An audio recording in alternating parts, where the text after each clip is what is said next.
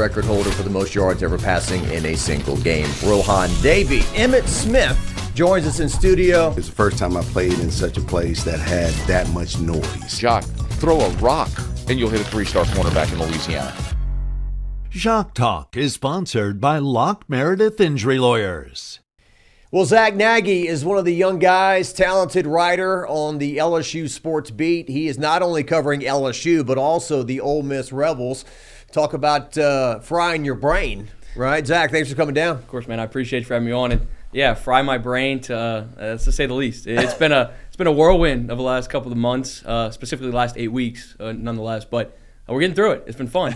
And we were talking before we got on here, just all these different movements that we've seen on the personnel side. And it's been a lot. It's exciting, and portal season's here too, so you'll see a little bit more movement as well. Well, I'm kind of wondering and joking, if you're a guy like Charlie Weiss, you wear a purple shirt and you go out of town, you put a red shirt on again. I mean, it's got to be weird for these guys to be employed by two major programs at the same time, basically. Yeah, I mean, you have probably 13 to 14 guys on the Ole Miss side that have made their way to LSU, and they're still coaching in the college football playoff.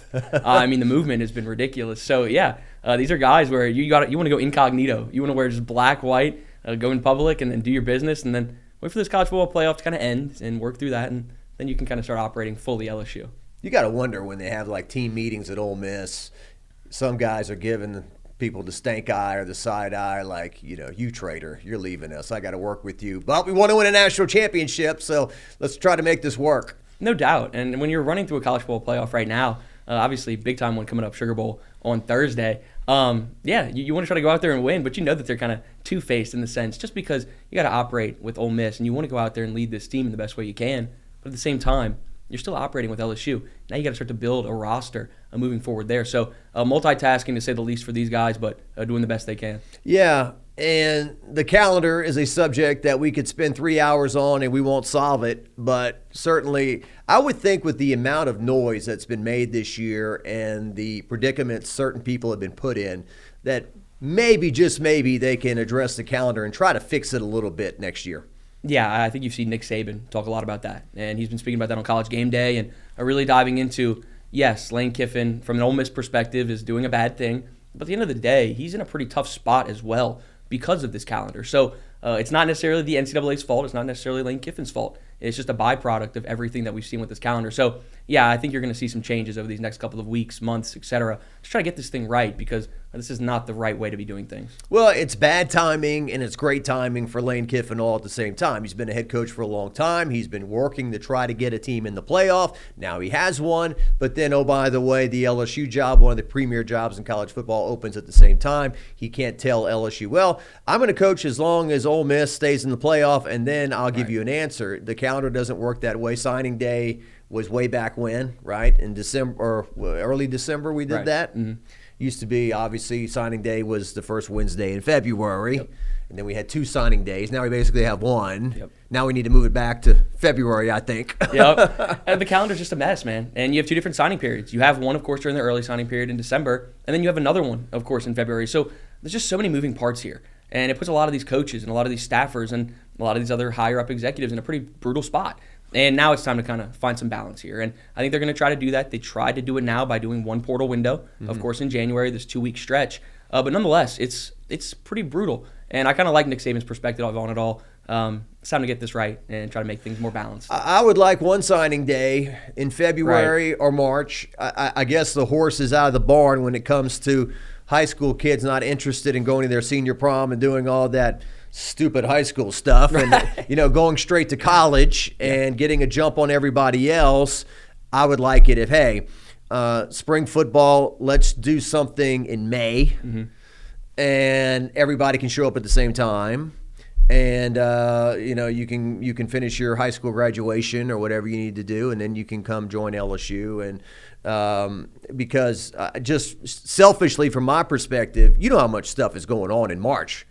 We got basketball, men's and women's. We got to start a baseball, softball. We have high school. We have so much going on, and then we wedge in spring football in there too. It doesn't ever stop moving. It doesn't ever stop moving if you're an LSU beat specifically, because baseball comes in and that takes over that primary spring, and now you factor in football too. So it's a unique way on the calendar perspective, but nonetheless, it's going to be an exciting time with Lane Kiffin here. Spring ball is going to be fun. This new roster is going to be fun. like I said, a lot of moving parts, but it's all going to kind of come together soon. Well, in years past, we would know at this time, okay, LSU just played their bowl. These guys are seniors. They're going pro. Or maybe a couple guys, they're not good enough to play here. They're going to transfer to a Nichols or a Northwestern State or McNeese. Now, as we're sitting here, we have really no idea. We have some idea. But the roster, how much is it going to flip between January 2nd? Is that when it opens? Yep. At midnight, right? And they've talked about how it's kind of like the NBA. Like the second you can sign NBA guys, they sign, and all the details are already agreed upon. So it's like there's no way they just did this. Right. They've been working on this for weeks. So it's kind of the same thing with college players, right? No doubt. And you see how all these guys have agents now, right? And they're talking behind the scenes. And sure, Lane Kiffin and the staff can't talk to the players themselves during this window right now. They can speak to them once it opens at 12:01 on Jan 2. But these agents are talking behind the scenes because they can. And a lot of these deals, like you just alluded to, are agreed upon. And now I think once Jan 2, 12:01, you're going to see some of these deals probably come to light. And even if they're not necessarily signed, sealed, delivered then, they're going to be worked out pretty quickly on that front. So when you talk about the roster and you talk about what they've done so far, we've seen to this point right now, probably by the time this is over, more guys will be in the portal. But 17 guys have entered the portal right now. And I think you'll see probably 22 to 25 guys depart.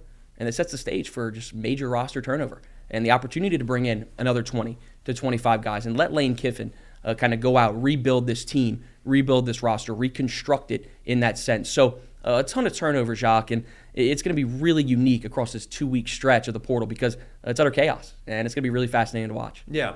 Well, when Zack Nagy was a young toddler back in the late 90s, he was born in 1998, coaching, like Rohan Davey, for example. He's one quarterback in 1988, 1999. Jimbo Fisher comes along as the quarterback's coach. Yep. He goes on, and Rohan worked hard and had a lot of talent. I'm not giving Jimbo all the credit, but a coach can take you from here to there, right? And so that's what we're looking forward to in terms of the offensive side of the ball. Lane Kiffin, whatever quarterback's going to take the first snap. The running game was putrid for LSU this year. It continued to be bad in the bowl game. Harlan Berry ripped off one run. He fumbled, and then he checked into witness protection. Yep. So the running back rotation, okay, who's going to run the ball? A lot of speculation about Kiwan Lacey coming, a 1,300-yard rusher at this point, right? Coming over from Ole Miss to be the guy.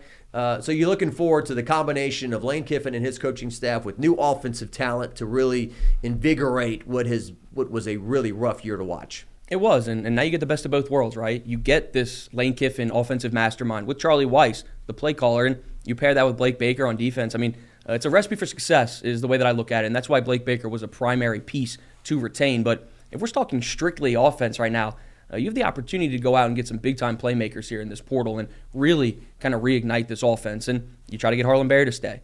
Do you go and get Kawan Lacey? How does that operate? Who's your quarterback going to be?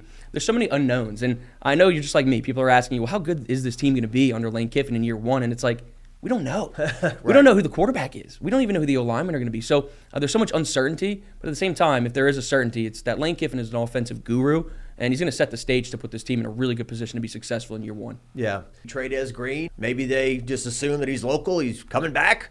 But certainly that guy, we need that guy back, right? Yeah, you don't want to put him on a hometown discount. You want to make sure that Trades Green is getting the bag that he deserves, and he deserves that. This is a 6'7" red zone threat that was not used properly in 2025 and still flourished. So you can imagine him in a Lane Kiffin offense. He did really well this year with Daquan Wright, their tight end over there in Oxford, and he shined. But now you put a true pass catcher and a true dynamic threat in Trades Green in this offense.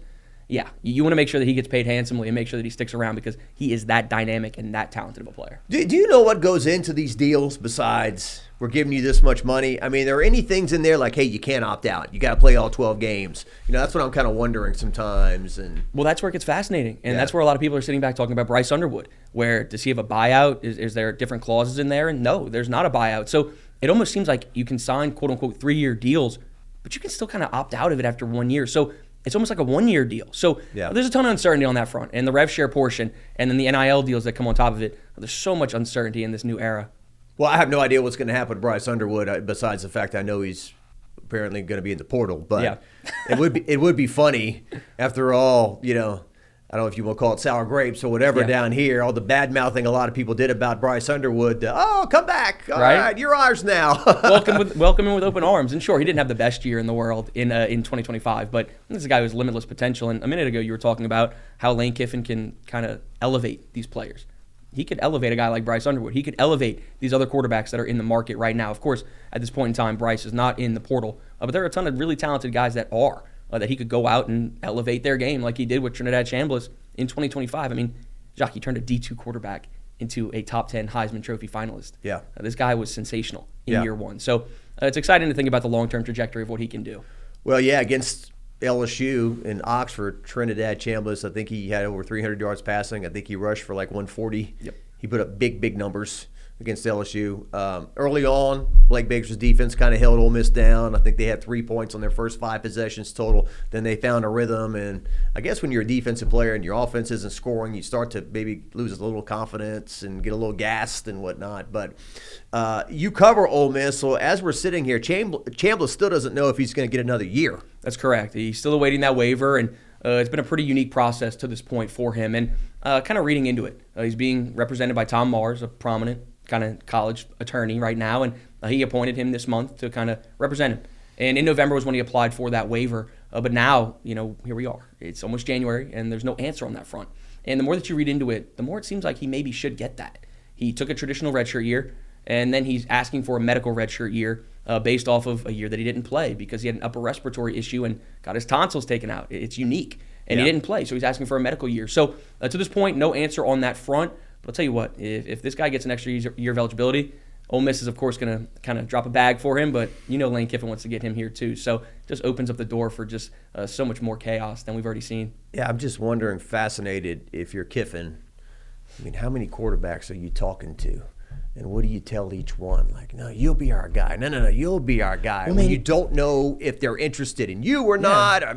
He talked to him already when he was on his broadcast, on the ESPN broadcast. He said he had to wait a couple minutes to come up there because he was working the phone lines with different agents and stuff. So, he's talking to so many different guys and telling them, hey, we need you. Hey, we need you.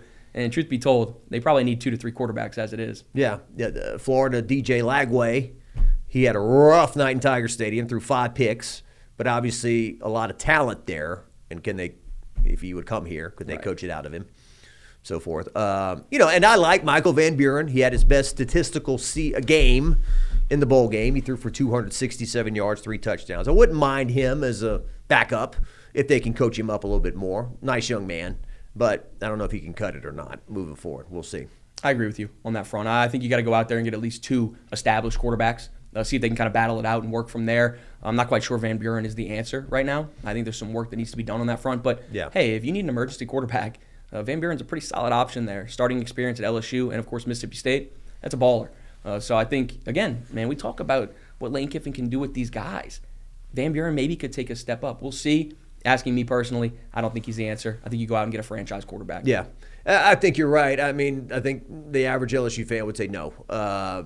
As a backup maybe, or but you might say, well, I'll take him as the 3rd stringer. Right. But Michael Van Buren isn't going to stay as the 3rd stringer. There's probably a smaller school that'll say, hey, Michael, we'll put you on our posters. We'll build the offense around you. Come over here. We got this amount of money to give you. So that's what happens in today's modern college football. Isn't it crazy? We're talking about these guys that are making, some of them, more money than the coaches. It's just a completely just obscure landscape that we're in right now. And it's talk about, of course, Van Buren, who's going to probably get some good money from a smaller school potentially if he elects to enter the portal. He's talked about his desire to be here in Baton Rouge, but it just sets the stage for such a unique perspective right now and so many different moving parts that's going to happen once this portal opens up on Jan 2.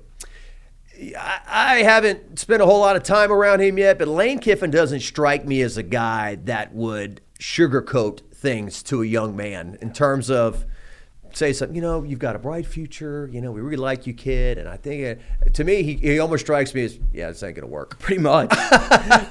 And that's what I've seen, too, on the Ole Miss side of things. Having to do both beats, I kind of look like a hypocrite at times. I'm sitting here talking about, Ole Miss kind of won this side of the deal. They get Austin Thomas. They get these other moving parts. And, they won maybe in that aspect. But the bigger picture, no.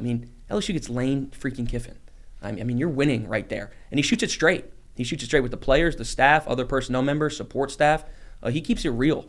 And I think that's what makes him such a desirable coach at the same time, is that he is so straight up to where they want that.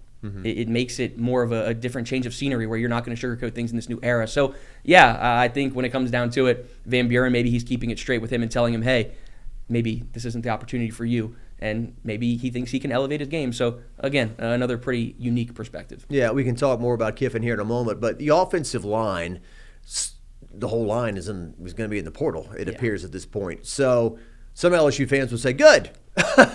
We couldn't block. We couldn't run the ball. I mean, they were all pretty highly recruited guys, though, right? I mean, it's not like they took in a bunch of 2-star guys. These were 4-star, 5-star guys. So could a coach make a difference with them or not? And you kind of hear, I mean, look, when I watch games, I'm watching the ball, and I don't go back and break down film or anything. But what you're hearing is maybe Carius Kern, Tyree Adams, they may be the two guys, hey, come back if you can. Obviously, once again, for those of you who don't know, if you enter the portal, you can always come back to the school that you were at. Exactly. And I think like we're sitting right here now, 6 guys have entered the portal from this 2025 season. And I think if you're looking at 2 guys that you want back, it starts with Tyree Adams and Carius Kern. And I think Carius Kern's going to command a pretty hefty payday. This is a guy who was a highly recruited high school guy and had flashes this season. But if you're talking about an established guy who you would want back, Tyree Adams is probably the one that you'd like. And, of course, that ankle injury harped his year and put him in a pretty tough spot. But nonetheless, if you're talking about one guy that you would like back from this year, it would probably be a guy like Tyree Adams, and then you start to reconstruct and see what you can do there, because this is 6 guys that are departing, Jock. It's a pretty unique time. Yeah, you're going to have to rebuild the offensive line. Certainly it appears at this point. And spring football is going to be important. I don't know how much we're going to get a chance to watch, but as far as chemistry and throwing guys together and getting to know each other, and they need to spend as much time together as possible. They do, and that was something that we saw, of course, during this spring before the 2025 season into fall camp. There wasn't a lot of continuity. They were kind of switching up things at times, and I think a lot of the media that watched kind of had an inkling that it wasn't going to be the best year for this O-line, and I think they exceeded our expectations in a negative light where it was way worse than I ever would have imagined. And I don't want to sit back and talk bad, of course, about this team and kind of rag them on that front, but I think statistically and analytically, it was one of the worst offensive lines in LSU history, and you could tell me that better than anybody, somebody who's covered this team longer than anyone. So, I mean, it's just it was brutal. And now you kind of try to bring in reinforcements and try to bring them back up. Well, your head would tell you before the year, okay, they lost Will Campbell, they lost Emory Jones, right. They lost all these guys, Miles Frazier, all the guys that went pro. They're not going to be better. Exactly. You were hoping. Exactly. But maybe the pass protection was pretty good. And look, Garrett Nussmeier is going to go down as one of the – there used to be a show called Unsolved Mysteries that come on with Robert Stack. Yep. Unsolved Mysteries. They had like this little theme song. It's like, Unsolved Mysteries. What happened to Garrett Nussmeier in 2025? I mean, from his junior year and what you expected as a senior and what was produced, it was astonishing, really, to me. I mean, I think it's like 100 yards less per game passing. He went from a 29-touchdown guy passing to a 12-touchdown guy. I think he had 8 300-yard games passing last year. He had 0 this year. So was it an injury that inhibited him off and on? The offensive line, no running game, head, didn't work hard enough? I've heard all these different things. The rumor mill is swirled on that. Like you said, whether people want to talk about work ethic, talk about this and that, it's all rumors at this point. The only people that truly know what went wrong with Nussmeier is himself and some people within the staff, of course. And for me, just to watch the drop-off, like you said, is historic. I've never seen anything like it. This is a guy who was highly regarded to go top 10 in the draft and ultimately is slipping to who knows where or if he gets drafted. I mean, he dropped down that far. For me, I want to lean towards the injury side, and then you have people who kind of lean towards the work ethic side, and it's a mixed bag. But we've talked to Garrett. Now, this dude bleeds purple and gold. This is a guy who wanted to be in Baton Rouge. Came back for a 5th year where he probably could have gone pretty high in the 2024 draft, or 2025 draft, rather. So it's a really tough spot for him. I think the world of Nussmeier. I think he's a really good kid. I think he did work his butt off at times and shined last year. Tough spot this year. Challenging O-line. Bad play calling at times. Not a balanced offensive attack. And it plagued him. It put him in a tough spot, and here we are, where he didn't get to play the last 4 or 5 games of the year, whatever it was, and now see where he goes in the draft. Well, and to his credit, even when he wasn't playing, he was on the sideline with his team. He was supporting them. He was at the Texas Bowl. He went to the charity event Friday, or the community service event Friday, where they were visiting with young kids, and he and Michael Van Buren were throwing him the ball and stuff like that. He's on the sideline during the game against Houston. I asked Van Buren after the game about Nussmeier. He said, he's my brother for life. There was never any animosity. He never treated me a certain way because I was the quarterback coming in, wanting playing time, and so that was good to hear. He's a man. He's a guy of faith, a guy I see at church all the time. It just, like you said, for whatever reason this year it didn't work out. So we'll see what happens moving forward into next year. Like we said, offensive line needs to be rebuilt. Looks like Harlem Berry will be back, I think, at this point. I mean, that's what I was hearing driving back Monday after the game, that they were close. Caden Durham is leaving, it seems, or that's what we've heard, or it's been out there. Seems like a mixed bag right now. Of course, on Harlem, too. I don't think anything's ever done until it's done in this era. But the expectation would be that Harlem would be back in 2026, of course. And Caden Durham, that would kind of set the stage for him to potentially try to find an option elsewhere. And then, of course, talks with Kiwan Lacey and all these other kind of options in the portal and stuff. So for me, I agree with you there. I think the expectation would be that Harlem Berry's back in 2026. Caden Durham would hit the portal and try to find a new home. But it's going to be a completely kind of turned over roster. So many moving parts, but you want to make sure that you lock down Harlem Berry, DJ Pickett, and Trey'Dez Green. Mm-hmm. Those are your primary pieces that you have to have back from this roster, and I think they're setting the stage for that to be the case. Yeah. So who is the quarterback going to be throwing the ball to next year? Is that kind of wide open too? It's wide open. Chris Hilton, by the way, of course, the final drive of the year. Man, yeah, catches a bomb. We've been waiting for Chris Hilton to catch a bomb all year. It's the tease for next year, but we're out of next year's. I hope he does well. Chris is a great kid. Love his parents and all that. That was another case of, like, at the end of last year, catches the 2 bombs against Oklahoma. He has a great game in the bowl game against Baylor. He's primed, and he was healthy. It wasn't like he was injured and still, what happened? I don't know. And that's where now we press the reset button. Yeah. Chris is gone. Yeah. All these other guys are gone. Barry and Brown. Aaron Anderson's going to the draft. And, of course, all these other pieces are departing. Xavion Thomas. You're pressing the reset button on this wide receiver room once again. A complete overhaul in that regard. You have 5 guys as of today. Who knows what happens when we're done with this. More guys could potentially be in the portal. But you have 5 guys from the 2025 roster that'll be back. Teron Francis, Phillip Wright, Destin Hill, Nick Anderson. From there, there's one more I'm blanking on right now. But you have 5 guys that'll be back, and 2 of them are true freshmen. So you got to go out and hit the portal again. This is one where Lane Kiffin's going to have to try to go find these weapons and try to rebuild this. Winnie Watkins from Ole Miss is certainly going to be one to watch. He recruited him very heavily. They have a great relationship, and he had a pretty solid true freshman campaign this fall. So that could be one to watch. And then some other big-time names. You need a true wide receiver 1. So, man, you're going into this portal thing, pressing the reset button in so many different position groups. Wide receivers 1. You got to go probably get at least 3 to 4 wideouts, fill out that room, get some experience, and then find out who the heck's going to throw him the football. Yeah, and Barry and Brown was the guy back in August we talked about. This would be the guy that takes the top off the defense. He's the speed merchant. We saw that on the opening kickoff against Houston. It was like, there it is. Take it all the way back. But I think he averaged less than 10 yards a catch. They could not get him involved vertically in this offense for the most part this year.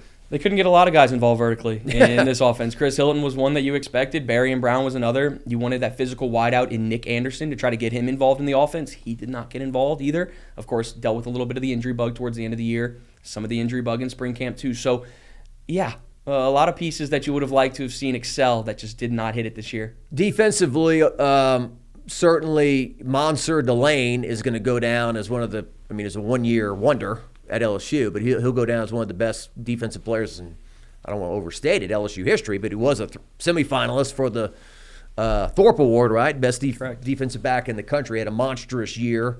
A.J. Halsey was a beast back there as well. These are all guys that didn't play in the bowl game. Whit Weeks, we don't know if he's going pro or not, but it seems he is. I don't know. And then you've got Harold Perkins, who has been one of the most Is he in the wrong spot? Is he overrated? Is he underrated? Is he a superstar? Is he not? Is he too small? Whatever. We've talked about him for years. He didn't play in the bowl game, so we saw LSU's defense suffer against Houston in the bowl game. But, guys like Zach Weeks get a chance to play and get out there and get some experience. But defensively, what do we think there in terms of what they need to add? Yeah, I think it starts with the linebacker position. Is primarily going to be a piece to watch. West Weeks is gone, and Harold Perkins eventually goes too. Whit Weeks is still up in the air. My gut would want to tell me that he's back in 2026. Okay. He needs to kind of get that draft stock back up a little bit. Dealt with the injury bug this season. Of course, an all-SEC guy as a true sophomore in 2024. But man, 2025 was not his year. Dealing with that ankle injury and whatnot. I'd love to see him come back. Part of me thinks, man, he's dating Lane's daughter and stuff. There's some pieces there that maybe could put him kind of the cards aligned, or the stars aligned rather, to put him in the spot to be back. So part of me would say linebacker position primarily. You want Witt back, but you got to go add some more pieces there. In the defensive backfield, love Deshaun Spears. I think that he could really break out again. To Marcus Cooley, the expectation is that he's back. Go add maybe one more safety, add another cornerback, and then you got to retool this defensive line. Jacques, that's going to be a piece that they got work to do. Yeah. They got some work to do. Does Dominic McKinley stay? Does he follow his brother Darius to Ohio State? What happens on that front? There's a lot of moving parts over there. You lose a lot of edge rushers, exhausting eligibility. So the interior defensive line and the edge rusher position, that is where my focus is solely at. Add the linebacker. Those are your kind of three primary spots that you really got to hit on. Yeah. Football teams are built from the inside out, not from the outside in. And certainly talked about the offensive line and the problems there. Defensive line, I guess they weren't atrocious, but at the same time, maybe they weren't great also. The whole Kyle Williams thing was interesting. He coaches a year.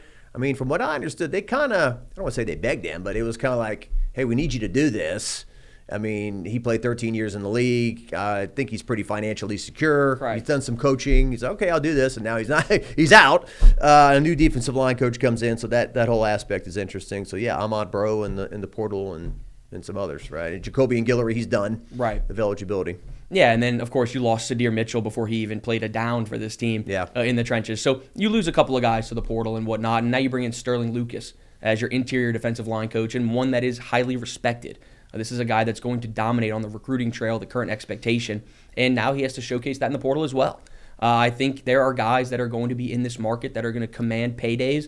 The quarterback position is one that certainly the bags are deep for those guys. But the other ones that really get a pretty hefty payday is the interior defensive line and the edge rushers as well. Yeah. The defensive line as a whole is where these guys get a pretty hefty amount of money. Sterling Lucas is a great recruiter, developed a relationship, offer the financial piece too. It's a recipe for success. Retool the interior defensive line, get some edge rushers in the mix too. Kevin Peoples is highly respected as well. Man, you're in a good spot. You're in a good spot, but you got to hit in the portal. You got to crush the portal and work from there. But, I mean, we didn't even talk about the high school guys that they got. Lamar Brown, Richard Anderson, Trenton Henderson. These are all five-star borderline. Trenton Henderson is a borderline five-star that are coming in. They're going to be asked a pretty hefty workload, I would assume, as true freshmen. Well, that was a huge week for Lane Kiffin. So he gets introduced at the press conference on Monday, and then signing day is Wednesday, and a couple of guys held off signing. Lamar Brown at U High, I was there, I guess it was in mid-July, when he announced he put on the big LSU hat that he was going.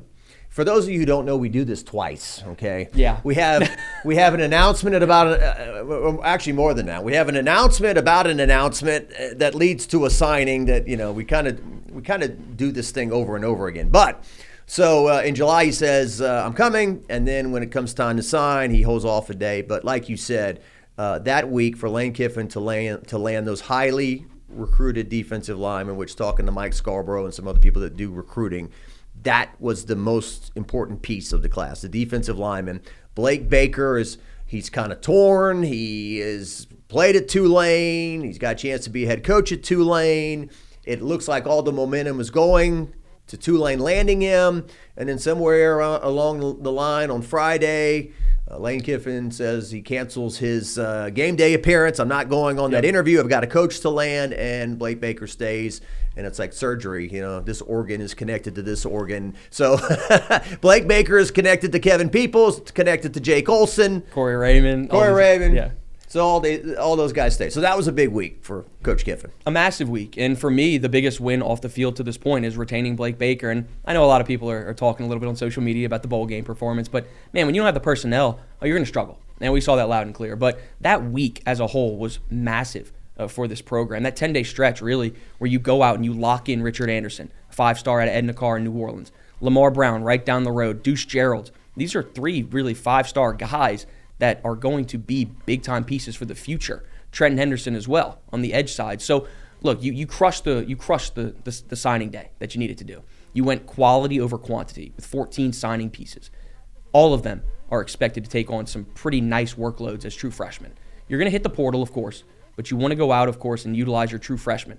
And Lane Kiffin's talked about how he's going to switch his recruiting kind of strategy. He's going to alter it and lock down the state of Louisiana and not rely on the portal as much. So we've seen Lane Kiffin do some big-time things over these last couple of weeks here. That 10-day stretch as a whole to crush the signing period, get Blake Baker, that was probably the stage setter right there. And now the portal's here, and now we see if he can carry that momentum. Yeah, the LSU defense in 2025, I'd give them a B+. Were they perfect? No. They had a stretch there when they went to Vanderbilt. They couldn't get off the field. Diego Pavia kind of had his way with them. And then the next week, Marcel Reed immediately runs a long touchdown in. They had some, now it was 18-14. LSU was up at the half. The third quarter spins out of control. Special teams touchdown on the punt. All that. Brian Kelly's out. When's the last time we've seen Brian Kelly? I mean, that feels like 5 years ago. Right? I mean, I can't believe it's been 2 months, but it's felt like 2 years. I mean, especially doing the Ole Miss side of things too, man. I'm still trying to make sure my eyes are still working from staring at this computer screen so much. Like, I'm a zombie. I'm a ghost. But I'll tell you what, it feels like it's been 2 years since Brian Kelly was relieved of his duties in Baton Rouge, and new era. It's time for this new era. Well, that's what people said. They, like, after the bowl game ended the other night, they said this is the last game of the Brian Kelly regime, although he hadn't been standing there since late October. But yeah, back to the defense, and then so the back-to-back losses there to Vanderbilt and A&M, the defense kind of struggled. Look, when they went to Ole Miss, they gave up almost 500 yards, but they only gave up 24 points to Lane Kiffin on the road. I mean, I take that. You know, your offense didn't pull their weight that night. Clemson, I know Clemson went 7-5 in the regular season, but to go over there on the road, season opening game, and gave up, I mean, the score was 17-10. I think 3 of those points were set up by the Bauer Sharp fumble. So really, they only gave up 1 touchdown the whole night. You take away that Barry and Brown touchdown that I think everybody thought was a touchdown in the corner of the end zone too. So yeah, to what you're saying, absolutely. Yeah, the rule snobs. Oh, it wasn't a catch. Anybody knows? It's like, man, I guess I know what the rule is, but it seems like secured it, 2 steps, breaks the plane. That's it. Should be a touchdown. Agreed. There's so many of these analytic, these rule people. I don't get it. You catch the ball, you make a football move, and all these other things. It moves if you hit the ground. Nonsense. You catch the ball 2 feet, 1 foot in college, you're good. Des Bryant, was he screwed years ago? Man, I want to say yes. But that set the stage for all this madness. So yeah, I would say he got screwed. Yeah. Some people don't like the Cowboys, so they'd say they don't care. But let's see. This is my problem, Zach. I go on a tangent and I lose my place. So, back to the defense. So, Oklahoma, I'm like, I went to that game. I'm in the cold there, and are they going to win 13-10? You know, right. And they gave up a late touchdown. Alabama, they only give up 20 points on the road that game. And so overall, they played very strong, especially considering the offense, did not pull their weight at all and kept the defense on the field. So we'll see what happens there with the new players. Since you're a guy that covers both LSU and Ole Miss, let's talk about the Frank Wilson, Kevin Smith dynamic. Okay, I give Coach Wilson a lot of credit for stepping into a bad situation, and there weren't mass defections. There weren't a bunch of guys leaving. I think they played hard for him. The same problems were the same problems. Offensive line, can't run the ball, don't score enough points.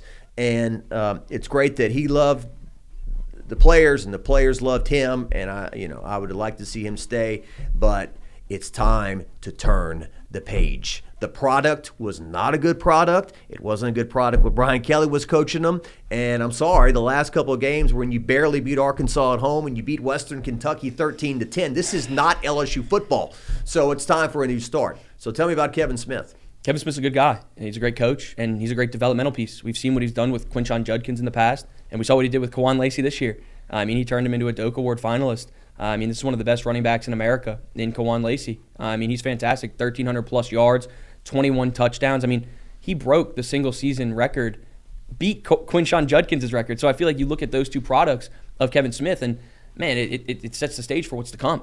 And we've seen the kind of recruiting regime that he's done. The same thing with Frank Wilson. And Frank Wilson gets a ton of credit for the recruiting aspects and the connections that he has because he should. Mm-hmm. He is that good at that. And the connections that he has are second to none in the state of Louisiana. And I'm an advocate for Frank Wilson. I think he's a great guy. I think he's a great recruiter. And like you said, he was thrown in a very, very bad situation. Flip the script.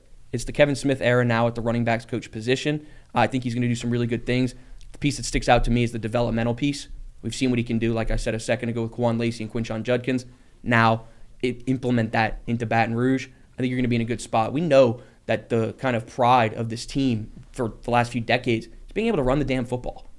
Let's run the dang football again, and let's do that. I mean, we've seen what they've done in the past with that. And Frank Wilson said in his introductory press conference, we're going to run the dang ball. They ran the ball, not too successful. Now, let Kevin Smith get in here and see what he can do. I think it's going to be a pretty successful spot. Well, you weren't here during the Les Miles regime. No, I was not. But, and look, some people hear Les Miles and they roll their eyes like, he was a terrible coach. Or, they had a lot of good teams with him. They won a lot of games. Yeah. And their mantra was they weren't soft. We'd run the ball. We played defense. We got guys like Patrick Peterson and Tyrann Mathieu and Kevin Minter and all down the line, punch you in the mouth. Yep. Leonard Fournette, Darius Geis, Stephen Ridley. I mean, the running backs go on and on and on. Now, where they struggled, okay, when it comes time to throw it and maybe open things up, we're still banging our head against the wall against Alabama. But I think that's what they need. They need some physicality back on offense, run the ball, and defensively they've been pretty strong there. But yeah, it's funny because Frank coached under Les, I think, a decade. Yeah. And he says a lot of Les-isms. Like he said, we finished second. That's certainly the only two guys that say that. Les, we finished second in the game. Our team had a want. That was definitely a Les Miles competitive want. I like us. That's Les Miles. So I'm not clowning. It's just funny because Frank says a lot of things that Les said. I think being around him all that time. No doubt. And I love what Frank brought to this team and brought to this program for the last at least 4 years that I've been here. Because, again, my era is the Brian Kelly era. And I've been here when he was the associate head coach and, of course, the running backs coach, and what he provided this team during that second stint here. It was great. I mean, you get Harlan Berry, you help develop these relationships in New Orleans, and it did a lot for the program. But you said it best, is now it's time, let's flip the script, and let's put the past in the past and move forward with Kevin Smith. I think you're going to be in a pretty good spot with you him. Think Kiffin was just in a tough spot there? I mean, he was pressured. He heard, hey, you got to keep, you can't have a relationship or you can't have a new relationship with conditions. You can't hire a guy and say, well, we'll give you the job, but you got to keep this guy. I mean, Kiffin's got his running backs coach, right? So did you hear they tried to offer him another position, Frank Wilson? Hey, do this, do that, but the money was probably not nearly enough. If that was the case. He was making a lot of money. $1 million already. bucks, right? Yeah, he was making a ton of money. And I think the two guys that I think about the most that are off and going to Ole Miss are Austin Thomas and Frank Wilson. And two guys that might have been offered different spots here in Baton Rouge, but ultimately just didn't work out. And I think the world of Austin Thomas, I think the world of Frank Wilson, they're going on to their new spots. But part of me would like to assume that maybe they were offered opportunities here that just didn't live up to what they wanted. But again, it's a really tough spot, and you're flipping so many different personnel members from one organization to the next.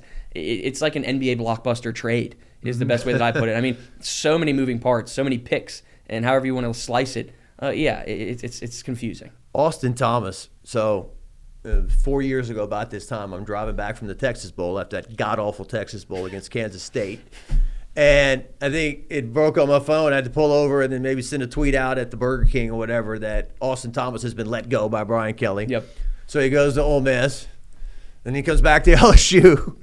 He leaves LSU to go back to Ole Miss. I mean, I hope he kept a house there or maybe, something. I'm sure he's got no problem finding a place to live. But it's just funny how he's been I don't want to say a double agent, but just working back and forth and back and forth. He's like you.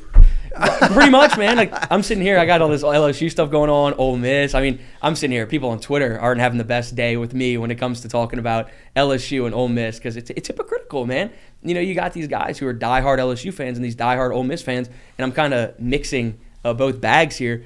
It's not the best scene to be put in, but nonetheless, LSU's the primary beat. LSU is what I love, and I think they're in a really good spot to be successful.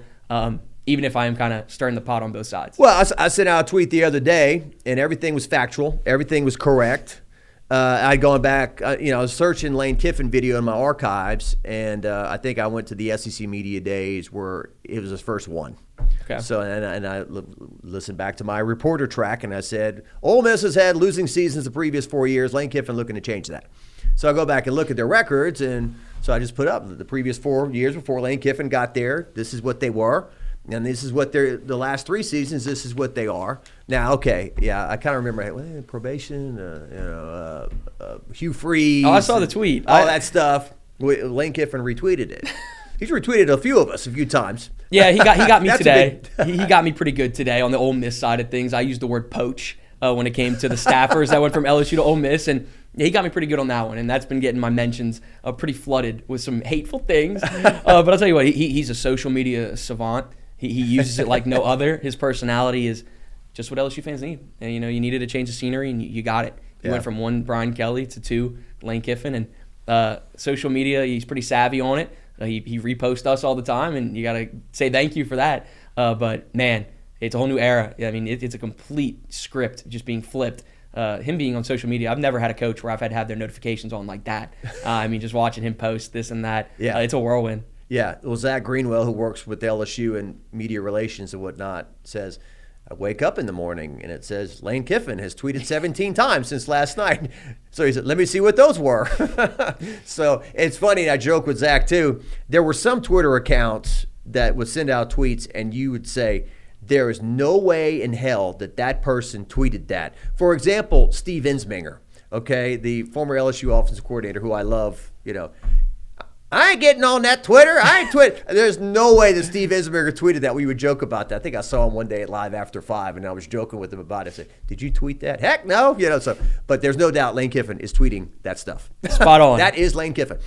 And so he's pretty involved in it. And, he retweeted the numbers, and I think he gave me the rat poison emoji. But it's funny. You can see the progression of a tweet. Like in the beginning, LSU people, and then you see – hotty toddy 1984, and then here come the Ole Miss fans into the same tweet, so it's funny to see all that. But there's been a lot of Ole Miss and LSU back and forth on social media. There has, and they're passionate, just like LSU. Of course, LSU's on a different, just a grander stage, right? You got the cathedral over there. You got all these things. I mean, Death Valley, it is what it is, and it's the most passionate fan base in all of sports, is how I put it. From the top down, football, baseball, women's basketball sometimes for the men's side of things, and they're passionate. But Ole Miss has their passionate fan base too. And there's not much to do in Oxford, and they enjoy their fan base too, and they like to get on social media and talk some bad things. I'll keep it PG. My dad and my parents and people of that age group, they come from the go to hell Ole Miss, regime or that period of time when that was the game, LSU Ole Miss. I got nothing against Ole Miss. I wish that Kiffin could have coached them the whole way. I'd like to see how good they could have been as a unit. I don't like what happened to them. I mean, I don't feel good about that. I wish they could have stayed together. I'm happy that he's the coach. I think it's at LSU. I think it's going to be exciting. I think he's going to win. I think we're going to have some fun stuff to cover. But I just wish that two things, they both could have been true, So, but back to our calendar point, that's where we are. So it's ridiculous. I mean, it's ridiculous. I would have loved to have seen Lane go out there and coach his team into the college football playoff and see how far they could go. Because I truthfully do think that they have a chance to beat Georgia in the Sugar Bowl. Will they? Who knows? But I think they have a chance. And I think their chances would have been even greater if Lane Kiffin was on the sideline. I think he is that good of a coach. He propels and elevates these players to greater heights. So for me, I would have loved to have seen that. We talked to Verge, obviously, after the introductory press conference, and he said that he was on board with him being able to coach into the college football playoff, but the Ole Miss officials were not. Athletic director Keith Carter was not on board with that, and here we are, and it's pretty unique, right? You got the assistants that are coaching, but not Lane, and just an ugly, messy exit that I guess set the stage for that. Well, it's kind of a no-win situation.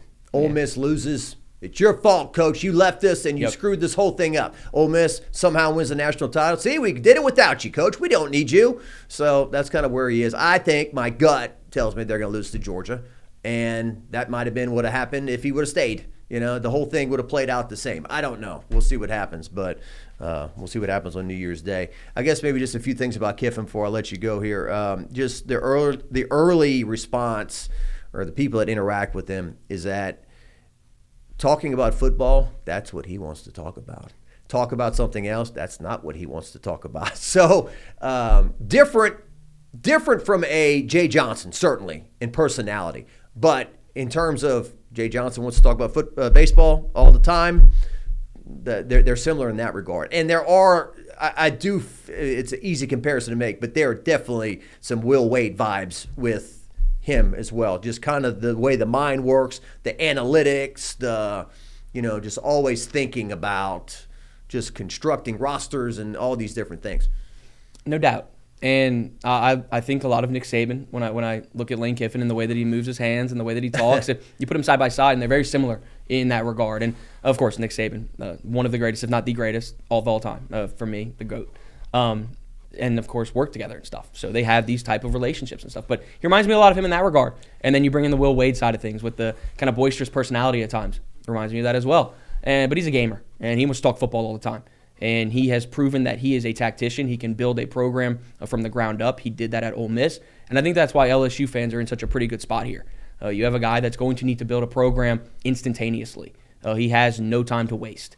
LSU fans are impatient, and they're even more impatient now that there's so much money being involved and thrown around to rebuild this roster. So I think Lane Kiffin is going to win here. Like you said, I think he's going to be extremely successful. He's built a good staff. He's going to build a good roster. And I think from a personality perspective, he fits what LSU fans need, and that's a 180 from what Brian Kelly had. He is tweeting from the building, showing up for work at 4 in the morning and whatnot. Is that how he was at Ole Miss, or is he kind of riding an early surge of energy that, I'm the LSU head coach now? Man, he posted a lot on social media over there at Ole Miss, and he's doing it now, but it is on a grander stage now. I don't ever recall him posting at 4 in the morning at the Ole Miss kind of football operations facility, the Manning Center is what they call it. I don't remember any of that. Yeah. I think he's riding this wave right now, putting on social media, counting down the days until the transfer portal. It's different.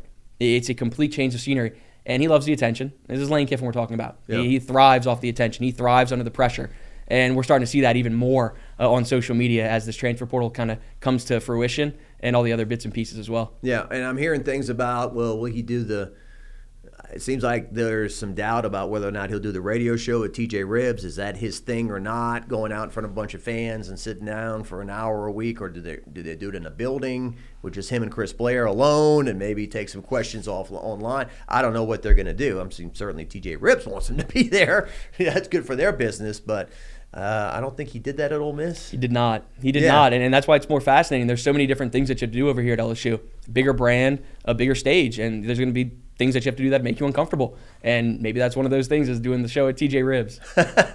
What about practice access for media? What did you guys get to see, or what did they get to see, those guys on the ground at Oxford? I think we were blessed in that aspect from Brian Kelly is we got so much access, so much exposure to this team in spring camp, fall camp. You don't get that with Lane Kiffin. You get a couple of days throughout fall, a couple of days through spring, but nothing like what we got with Brian Kelly. And so tip the cap to Brian for letting us do that, get a good look at this team, even if it was not what we wanted to see during spring camp. But you don't get that with Lane. We'll see if he maybe kind of pulls back a little bit and lets us get more access. But during his time at Ole Miss, it was not to the stage that we had for Brian Kelly. This sounds like we're going back to the days of Les Miles, Nick Saban, media access.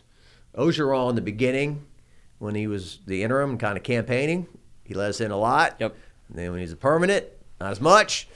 I remember Les Miles was so paranoid that last year, 2016, he got fired 4 games in.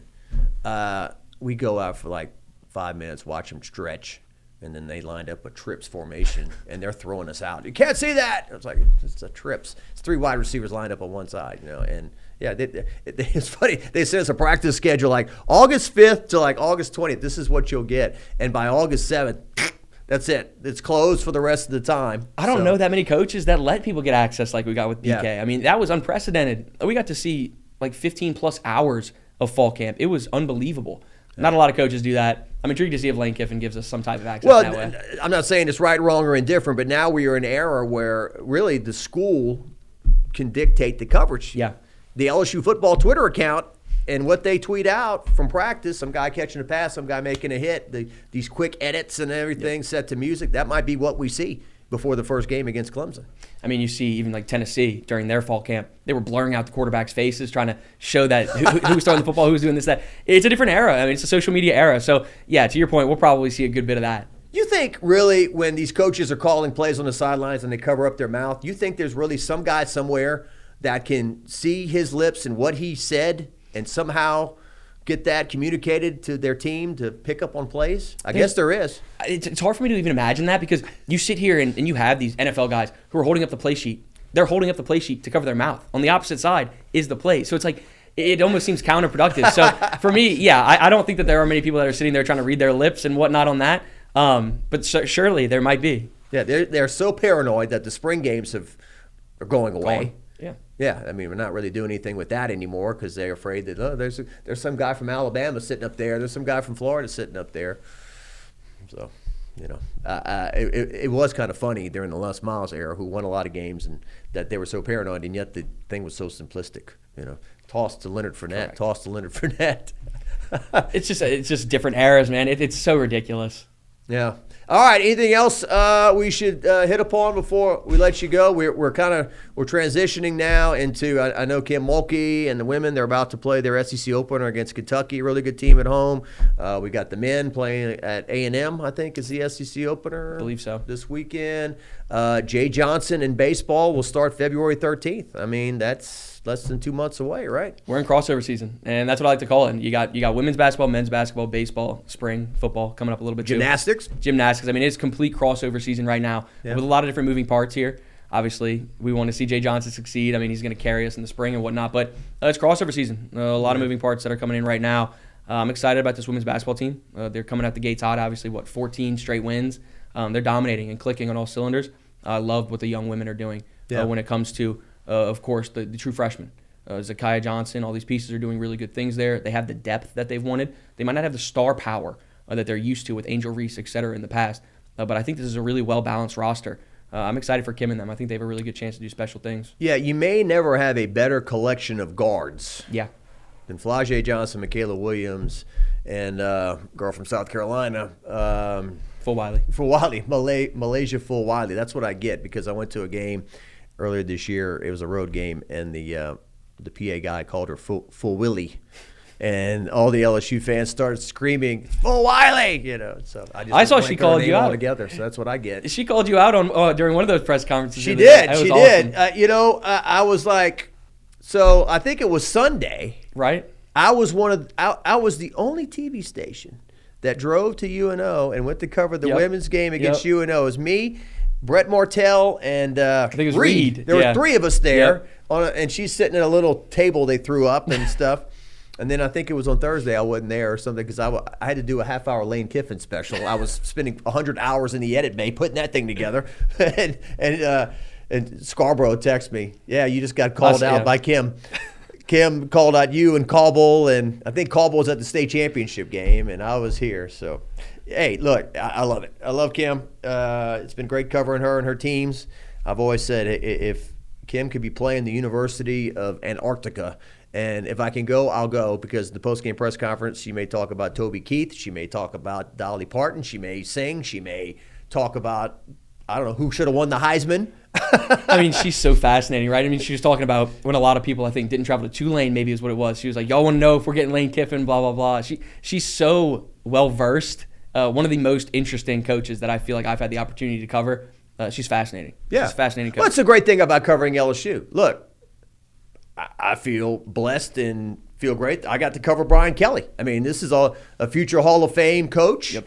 I mean, it's a guy we watch from afar at Notre Dame. Have a lot of great teams up there. A well-known guy all across the country. The fact you'd say, "Hey, Jacques, know my name," that's pretty cool. I think. The fact you still see Skip Burtman and he knows who you are and talks to you. You've got Kim, obviously, who's as big as they get in women's college basketball. Jay is the best thing going in college baseball right now. The gymnastics, Jay Clark's done a great job. The athletes, the Haley Bryants, the Flau'jaes, Beth Tarina, what she's accomplished. I know that lately people have gotten grumpy about the lack of postseason success, and you lose to Southeastern twice at home in a regional. I get it, right?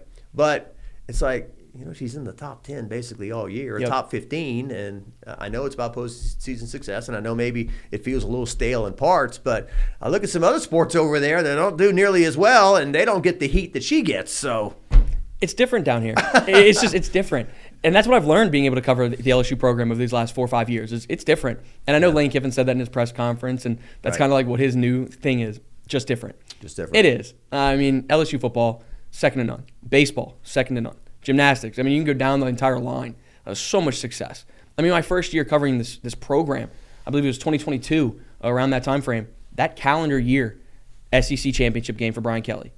You look at what baseball did, won a national championship 2023. Women's basketball won a national championship. I mean, just different. I mean, you win. You can win so much with the resources and the pieces here. It's remarkable. And, of course, I'm doing Ole Miss as well. But just the feel between both programs is a polar opposite feel for me. Yeah. LSU is just so different than a lot of these programs across the entire country. Well, I went out to get a quick soundbite with Jay the other day, and we go out there, and I look at the batting cage, and Dylan Cruz and Tommy White are there taking cuts just on a random day in December. I'm like, wow, I mean, they could have announced that they were doing a signing today, and probably like 5,000 people lined up outside to see these guys. You know, I mentioned it on Twitter like a day later. I said, yeah, you know, I just go out there and I see, well, why didn't you shoot any video? Well, they were kind of doing their thing. I didn't want to walk up on them, you know, and be, well, tell us while it's happening. I'm like, I don't think they want Correct. that to be the case for people to start showing up. But it was just a cool thing, cool moment to see those guys come back. That's what LSU is. You could be pumping gas and you look over your shoulder, oh, there's Alex Bregman. Or you go to the Mathern supermarket and bump into Kevin Falk or whatever. You know, it's what it is. So, special place. Zach, thanks for your time, man. Of course. Yeah, I finally great to finally get you on the show. I'd thrown a bunch of incompletions to Zach. So this morning I was running the 2-minute offense and hit him in stride. Boom, here he is. Hey, we tried. We've been trying to get this thing done for a while now. I'm glad we did. It's always fun to talk ball with Jacques, man. And I love Jacques Talk, so getting on this is great. Busy time. Obviously, we're kind of in the middle of a unique time frame where bowl game's done, waiting for the portal to open. Yeah. But I'll tell you what, once this portal opens, things are going to ramp up. It's going to be fun. We enter crossover season. Yeah. It's going to get chaotic once again. Well, I hope to get this thing edited and uploaded very soon before it becomes completely dated with like LSU's got 15 commitments out of the portal and whatnot. So thanks for stopping by Jacques Talk. I'm Jacques Doucet. He's Zack Nagy. Where do you find your stuff? At ZNagy20 is my personal Twitter page, and then at LSU Tigers SI is where you can find any LSU content that you need. All right, there you go. This guy's not even 30 years old. Look how great he is. Thanks for stopping by. We'll see you later.